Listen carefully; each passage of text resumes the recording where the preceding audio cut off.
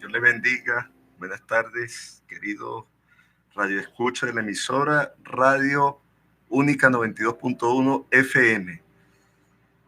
En este día queremos darle gracias a Dios por la oportunidad de salir de nuevo al aire. Ha sido un poco difícil porque estuvimos ausentes casi 6 meses y la audiencia del programa es normal. Estamos luchando de nuevo en oración, dejando todo en las manos de Dios, que es el que hace todas las cosas. Y como dijimos la vez pasada, este es un periodo de estudio de la Torá o del Pentateuco. Empezamos hablando de la creación y hoy quiero enseñarles la manera como los judíos estudian el Pentateuco o la Torá. Jesús, como judío, él tenía las mismas costumbres o las prácticas judaicas. Entre sus costumbres, la religión de Jesús, la práctica de Jesús, que es el judaísmo, o fue el judaísmo, él tenía para hacer en las mañanas el estudio en la sinagoga. En la mañana en la sinagoga se estudia lo que se conoce como parashá. Y en las tardes, la conclusión de ese estudio de la mañana, y era la lectura de uno de los profetas, uno de los Neivim, así se llama. Y Jesús era estudioso de la Torá. Y en la mañana estudiaban lo que, repito, lo que se conoce como parashá. Parashá es un trozo de la Torá, es un fragmento, un pedazo. Y el libro de Génesis tiene 12 parashá, 12 fragmentos. Y la primera que estamos estudiando se llama Bereshit. Bereshit significa principio o en el principio. Es equivalente a Génesis, pero como yo le dije la semana pasada, hay una diferencia entre lo que es Génesis y lo que es Bereshit. Porque la palabra hebrea principio es Reshit. Le dije que se le agrega el Bereshit porque estamos hablando partiendo de la creación. Porque Dios no tiene principio. Otro nombre con que se conoce la Torah es el Humash, que es un libro que lo relaciona con el 5, porque tiene 5, dentro de ese libro tiene cinco libros, que son Génesis, Éxodo, Levítico, Números y Deuteronomio.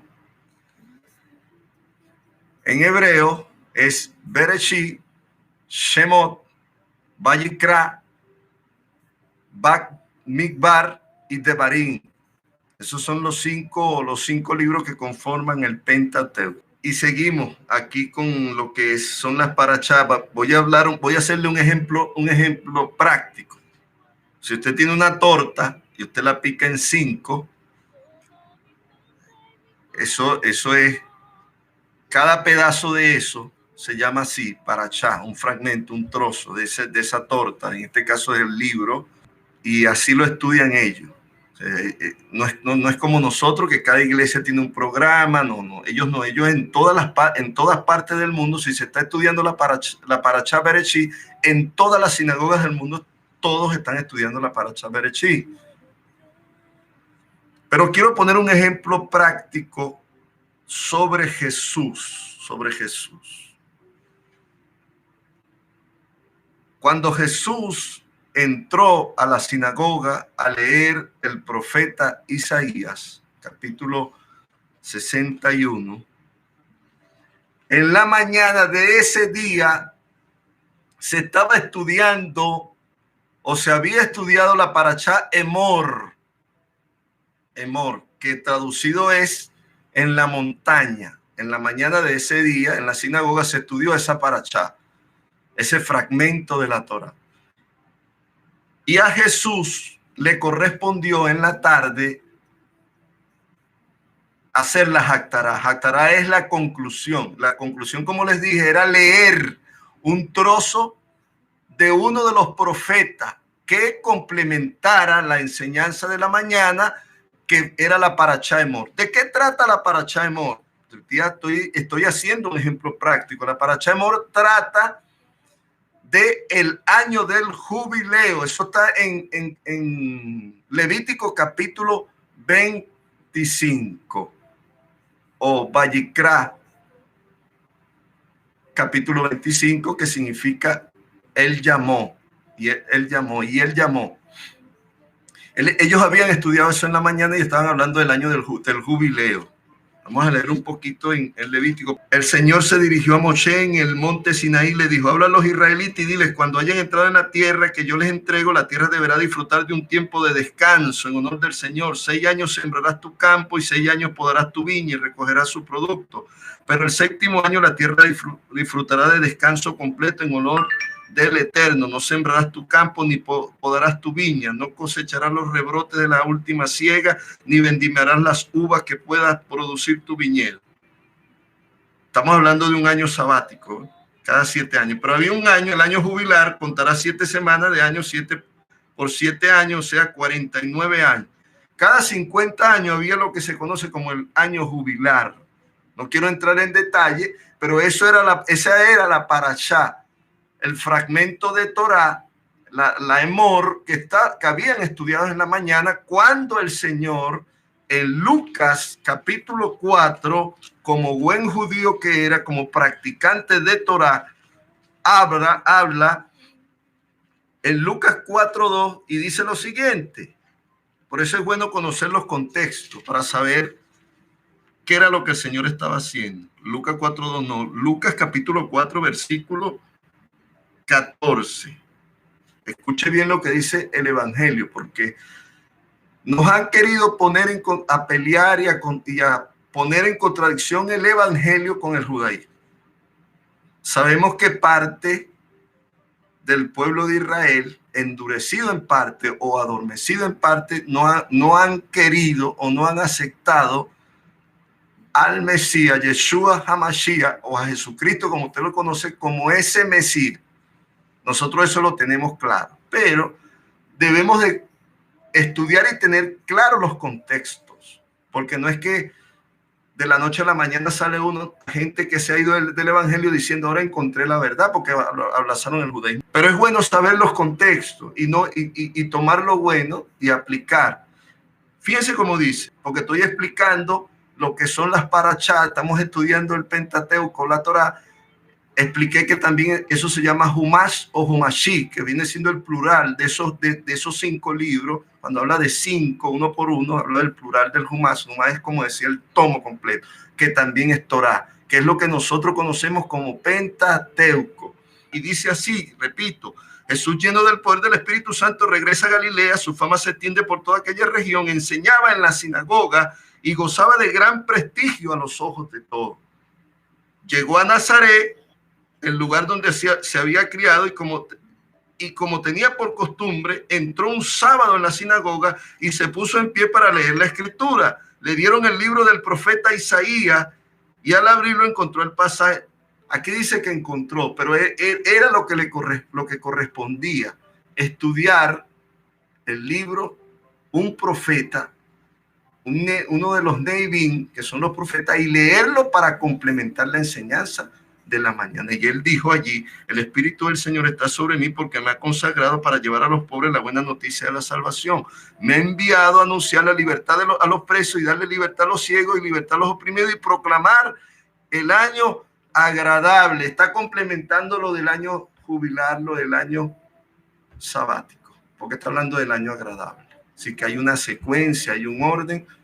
Y eso es lo que quería, esa es la función que tienen las parashá y que tienen las haftará, porque tienen relación con la vida de Jesús, nuestro Mesías, nuestro Salvador. Retomando el tema de la semana pasada, que hablamos de la creación, y como las cosas de Dios, o los asuntos de Dios, los negocios del Señor, no tienen nada que ver con dinero, Por supuesto que incluye dinero también, ¿no? Pero no es lo principal. Tiene que ver con lo que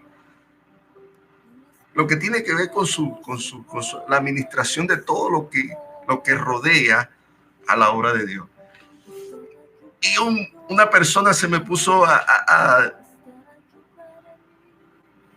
debatir sanamente, un amigo, y cerrado, pero ¿por qué dice un día si el día no había sido establecido? Yo le dije, porque Dios llama las cosas que no son como si fuesen, así de sencillo. No, pero es que el día comenzó fue cuando salió el sol y salió la luna. Porque los teólogos ahí tienen un debate. Bueno, pero los 3 primeros días, ¿cuántas horas tenía?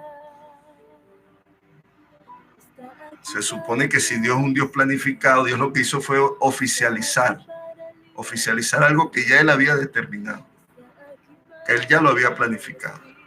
Así de sencillo es. Si Dios determinó algo, no se oficializa. Es como la ley. Dice, no existía la ley, no había ley. No había ley porque no había sido entregada de forma escrita. No estaba el documento. Ok, pero ya la ley en las conciencias de los hombres y la ley oral, la gente que tenía comunión con Dios, hacía y cumplía la ley sin saberlo. Por ejemplo, ¿de dónde sacó Noé que tenía que hacer sacrificio? Eso está en Levítico. ¿Cómo supo él eso? Tenía comunión con Dios y Dios lo guiaba y Dios le indicaba. ¿Cómo supo Caín que mató a su hermano? Ese tipo de hechos. Pasa que a veces nos cerramos y decimos, no, esto es así, y no aceptamos un razonamiento acorde a lo que se es entendible. Gente que tenía cómo dio diezmos Abraham, cómo dio diezmos Isaac, si ni siquiera se conocía, porque Dios trataba con ellos. Lo que los judíos llaman los 613 mitzvot, que eran prácticas que no se habían hecho formalmente, pero que ya Dios se lo enseñaba a ellos en su intimidad. Por eso es bueno tener intimidad con Dios, relación con Dios, porque aparte de que están leyes, está la palabra, que es lo más importante, nada puede salirse de ella. Dios nos trata con nosotros y nos dice qué cosas podemos hacer y qué cosas no. Hay cosas que le afectan a uno y hay cosas que le afectan a otro, que le hacen daño y a otros que no le hacen daño. Dice, por ejemplo, cuando Pablo dice que si a tu hermano le es pecado comer carne, no comas carne delante de tu hermano, ese tipo de situaciones. Pero yéndonos a lo que era el tema de la creación, nosotros hablamos el sábado pasado del dualismo, de la evolución teísta y de la teoría de la interrupción. Hoy, muy brevemente, vamos a hablar del creacionismo progresivo y del creacionismo por decreto. El por decreto es aceptar que Dios hizo los cielos y la tierra y todo lo que ellos hay en 6 días y el séptimo descansó. Como dice el libro de Hebreos, que él hizo todo por la palabra de Dios. Que lo que fue hecho de lo que no se veía. Lo que se ve fue hecho de lo que no se veía. Y el hombre fue el cuerpo del hombre, la parte humana, la parte material del hombre fue sacado, fue formado de la tierra, de un material preexistente. Los creacionistas, los que creen el creacionismo progresivo hablan de miles de años. Una de las debilidades de esa teoría es que dice que el diluvio de Noé fue local, no fue en general. El problema de ello es la datación de las rocas, los métodos que usan, como se lo dije la vez pasada, o creo que no se los dije. Como egresado de una universidad, yo conozco, y esos métodos son inexactos. Por ejemplo, el del carbono 14. Ese método es inexacto para medir el tiempo de la roca. Eso tiene errores. Ellos hablan de millones de años, contradiciendo lo que dice el judaísmo, que la Tierra no tiene más de 6.000 años aproximadamente. Es cercana a los 6.000 años. Y ese es el tiempo que tiene el hombre en la Tierra. Él, por decreto, habla de una biosfera ya madura, que ya tiene oxígeno. Por supuesto que ahí ocurrieron una serie de procesos. Y voy a añadir una más. Habla de un principio. Se habla de un principio que es lo que se conoce en la cábala judía, porque también la cábala y la gematría. Por supuesto que yo no voy a hablar de eso, porque ahí sí es verdad que, bueno. Pero la cábala judía habla de una teoría, de algo que pudo haber pasado antes de Dios iniciar. Y yo lo comparto, y lo voy a compartir con ustedes. No estoy diciendo que usted tiene que aceptarlo. Sencillamente porque no viola la palabra. Y es de pensarlo. Yo no traje los textos porque se me quedó en la oficina los textos bíblicos. Pero dice algo así de que Él lo llena todo en todo. No solamente desde el punto de vista de espacio, de tiempo, sino de manera espiritual. Es decir, que en el principio del principio, o cuando no había principio, mejor dicho, que estaba Dios en su esencia solo, no había nada, porque Él era todo. Eso se conoce como la teoría del Sin Sun. Cuando Él planifica hacer el universo, que pudiéramos hablar pensando en el hombre, pero yo diría más pensando en Jesucristo, pensando en el Hijo, pensando en Jesús. Nosotros decimos que Él es Dios, los judíos dicen que Él no es Dios. Ahí hay otra diferencia, debate. Pero lo cierto es que Él, pensando en enviar a Jesús, hizo todas las cosas. ¿Por qué yo digo esto? Porque lo dice el libro de Colosenses. Porque por Él y para Él son hechas todas las cosas. Por Él y para Él son hechas todas las cosas. Eso está en Colosenses. Y pensando en Jesús, porque ya se anticipaba de que en el plan el hombre iba a pecar, iba a fallar. Y todo fue hecho por el medio de Jesús. Y esa teoría dice que Jesús apartó un espacio.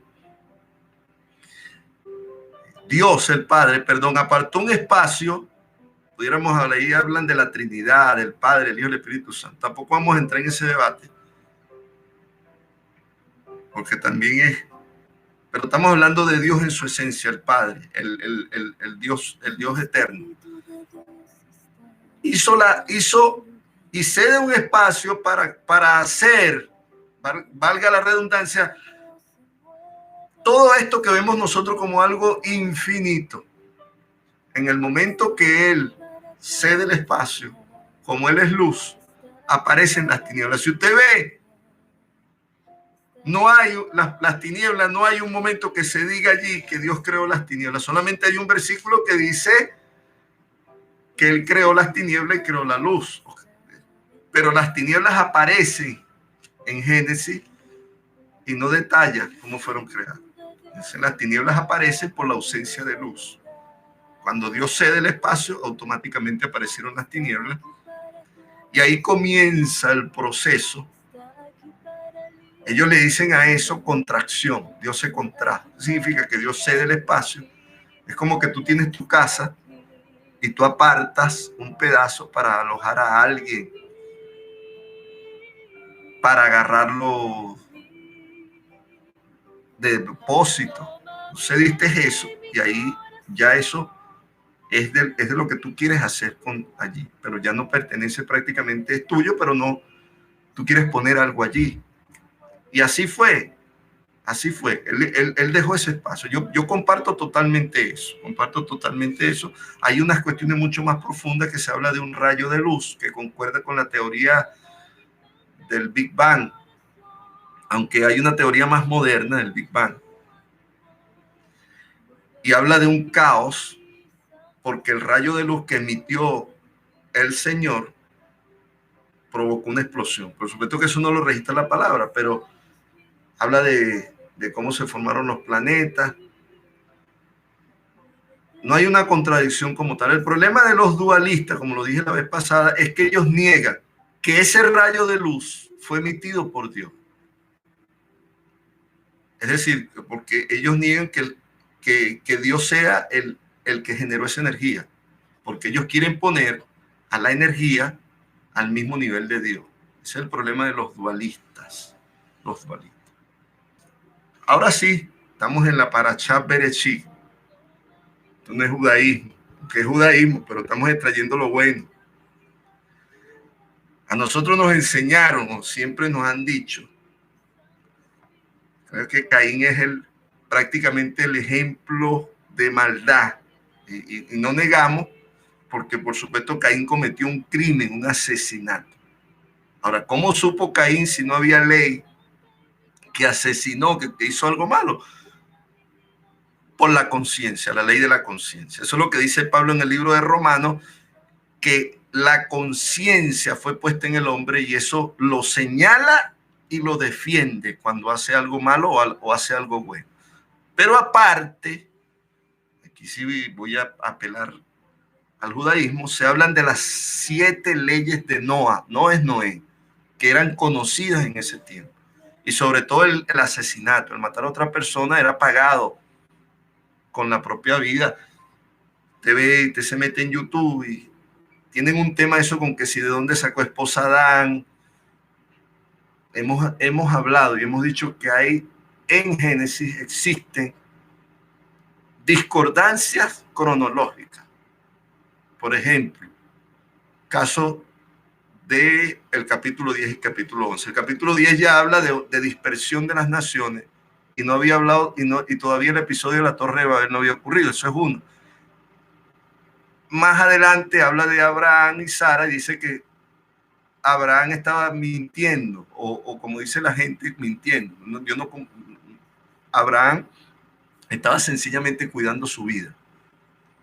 Y hay un principio judío que dice que por encima de cualquier precepto, cualquier mandamiento, está la vida humana. Está la vida humana. Él que estaba guardando su vida, le dio miedo y él dijo parte de la verdad, porque no hizo eso para engañar a nadie. Parte de la verdad. ¿Cuál fue la verdad que él dijo?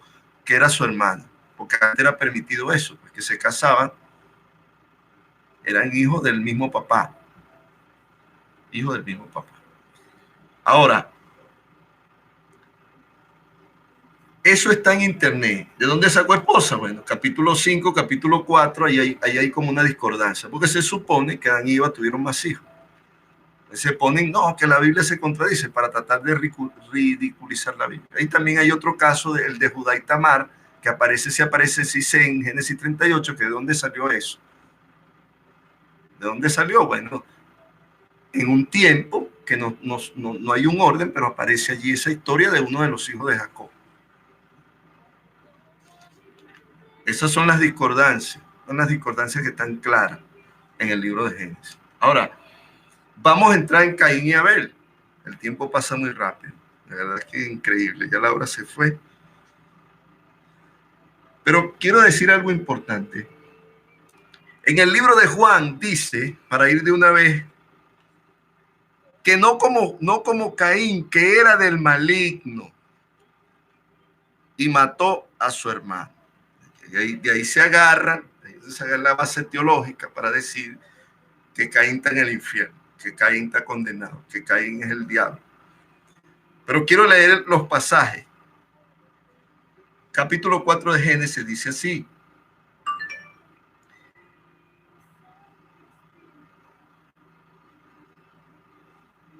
Versículo 8. Claro, vamos a hablar primero de la ofrenda. ¿Qué pasó con la ofrenda? Aquí hay una serie de comentaristas cristianos, con todo respeto, que nosotros leemos y cada quien dice algo. También hay comentaristas judíos que hablan. Yo no sé cuál es el escándalo, cuál es el problema de que uno como cristiano, uno vaya a otra fuente. y leer qué dicen los rabinos judíos sobre eso, sobre esa ofrenda, porque también tienen sus diferencias, también tienen posición. Que si la ofrenda no era la adecuada, porque tenía que ser un cordero, sencillamente Adán era una persona que manejaba los dos oficios, era ganadero y también era agricultor. De hecho, la sentencia fue: vas a trabajar la tierra. Además, era una persona que labraba, que aparte de labrar la tierra, cuidaba el ganado. Los hijos, uno salió que le gustó más cuidar el ganado y al otro le gustó más sembrar. Así de simple. Dos oficios. ¿Qué ofrecieron los dos? Uno ofreció su oveja, la mejor, la más gordita, la más bonita. Y Caín donde dice, no, que esa ofrenda no fue la mejor, que fue mala, que no fue de corazón. Ahí vienen las especulaciones. Pero él, como agricultor, él no iba a estar ofreciendo ovejas. No, aparte de que él no conocía, todavía no habían entregado los sacrificios. Él va a dar lo que él tiene, su profesión. ¿Qué va a dar él, que es un agricultor? Y dio su ofrenda. Para mí, lo que él dio, lo dio bien.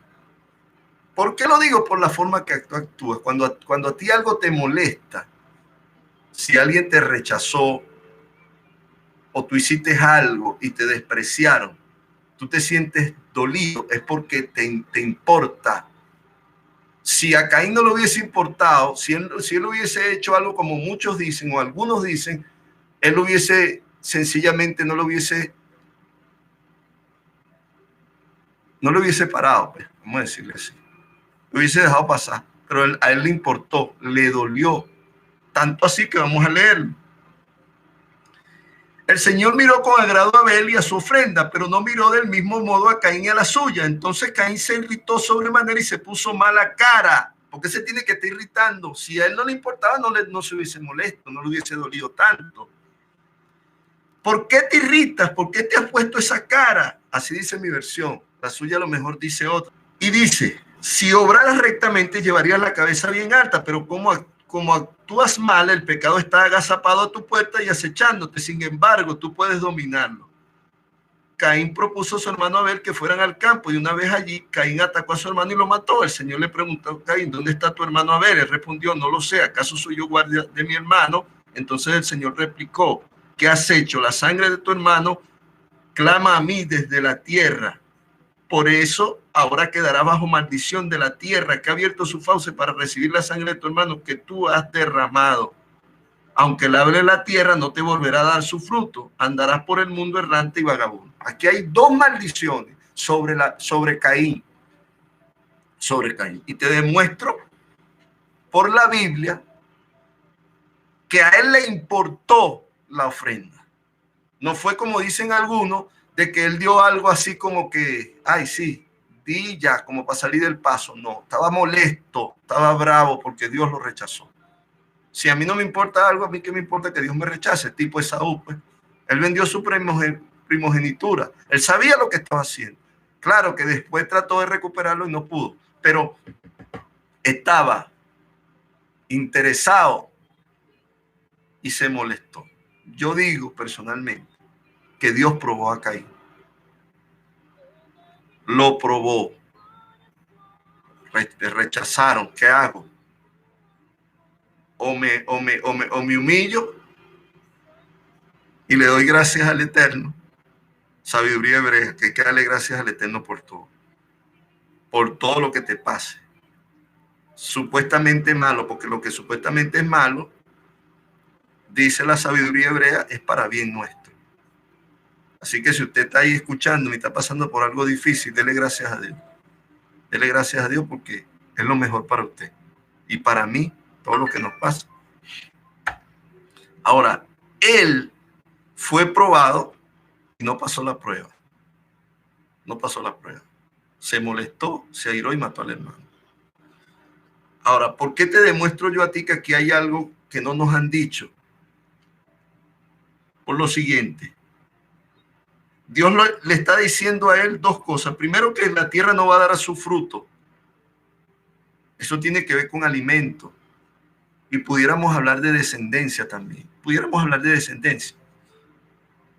Y le dice, andarás por el mundo errante y vagabundo. Dos maldiciones de parte del Eterno, de Hashem, de Elohim, de Adonai, de Olam, como tú quieras llamarlo, del Padre, de Dios.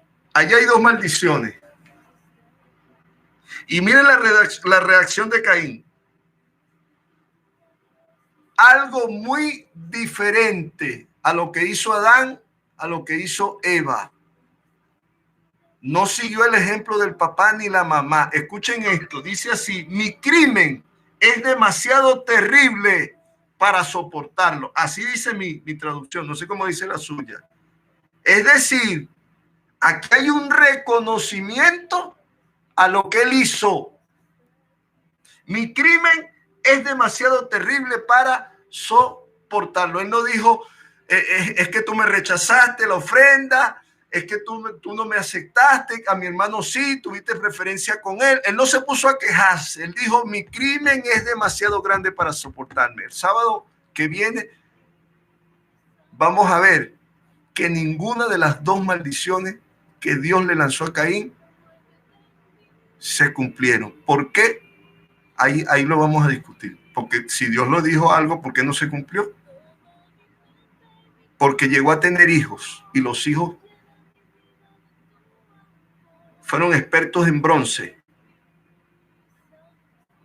en música, y Próspero, otro que manejaba propiedades, lo que era ganado y lo que era fruta y sembradío. Los tres hijos de Caín. Y logró edificar una ciudad. Es decir, que algo pasó allí con respecto a la vida de Caín, y que fue del maligno. Por supuesto que fue del maligno en el momento que mató al hermano, porque se dejó llevar y se dejó cegar por el odio. Doy gracias a Dios que se reportaron los primeros de audiencia. Yo quisiera que usted llamara y escribiera, pero no, sino para compartir, porque usted tiene algo ahí que decirme. Yo quiero aprender también. Lo que me está escuchando, nuestros amigos de la Junta. Bueno, gloria a Dios. Seguimos orando a recuperar nuestra audiencia en nuestro programa El Rincón del Reino. Dios les bendiga. Nos vemos el próximo sábado. Se les aprecia. Querida audiencia, querida persona que nos están oyendo, recuerde que Jesús es el centro. Jesús para nosotros es un programa evangelístico de enseñanza para el discipulado. Dios me le bendiga. Su hermano Darwin.